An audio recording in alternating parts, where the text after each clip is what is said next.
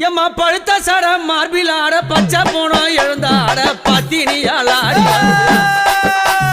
பழுத்த சட மார்பில் ஆட பச்சை போனோம் எழுந்தாட பத்தினியால் ஆடி வருகிறார் முக்கா சட மார்பில் ஆட அம்மா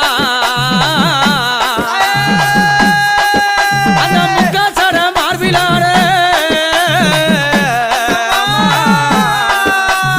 முக்கா சட மார்பில் ஆட முண்டமெல்லாம் எழுந்தாட உத்தமியால் ஆடி வருகிறா யானையனூரா உத்தமியால் ஆடி வருகிறா